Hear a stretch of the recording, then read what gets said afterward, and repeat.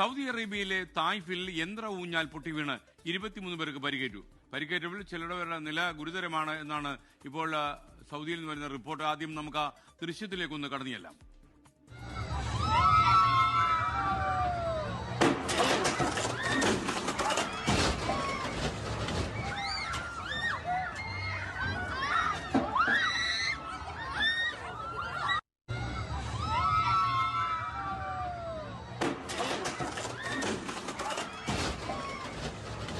Saudi അറേബ്യയിലെ ജിദ്ദയിൽ നിന്ന് ജലീൽ കണ്ണമംഗലം തത്സമയം ചേരുകയാണ്. ജലീൽ, ഈ യഥാർത്ഥത്തിൽ എവിടെയാണിത് സംഭവിച്ചത്?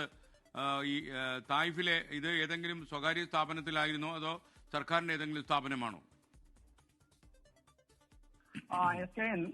സൗദിയിലെ പ്രശസ്ത വിനോദ സഞ്ചാര കേന്ദ്രമായ തായിഫിലാണ് ഈ അപകടം ഉണ്ടായത്. ഇന്നലെ രാത്രി റെയ്ഡിനിടെ ഈ യന്ത്ര ഊഞ്ഞാൽ പൊട്ടി വീഴുകയായിരുന്നു. 23 പേർക്ക് പരിക്കേറ്റതായാണ് റിപ്പോർട്ട്. 3 പേരുടെ നില ഗുരുതരമാണ് എന്ന് റിപ്പോർട്ട് പറയുന്നുണ്ട്. ഒരു യുവതിയുടെ കാൽ നഷ്ടപ്പെട്ടതായി ദൃക്സാക്ഷികളൊക്കെ പറയുന്നുണ്ട്.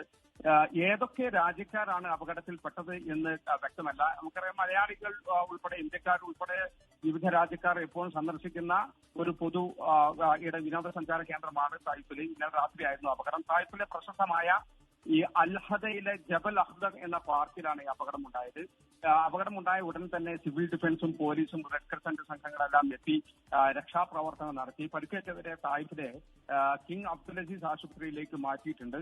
അപകടത്തിന് പിന്നാലെ പാർക്കിൽ നിന്ന് അപ്പോൾ തന്നെ വിനോദസഞ്ചാരികളെ ഒക്കെ മാറ്റി പാർക്ക് അടച്ചു. സംഭവത്തെക്കുറിച്ച് അന്വേഷണം ആരംഭിച്ചിട്ടുണ്ട്. ഓക്കെ, എന്തായാലും വലിയ കണ്ടാൽ ഭയം തോന്നുന്ന ഒരു അപകടമാണ് നടന്നിരിക്കുന്നത്. പരിക്കേറ്റു കുറെ ആൾക്കാർക്ക്, അതിൽ ചിലരുടെ നില ഗുരുതരമാണെന്നാണ് ജിദ്ദയിൽ നിന്ന് വരുന്ന റിപ്പോർട്ടുകൾ.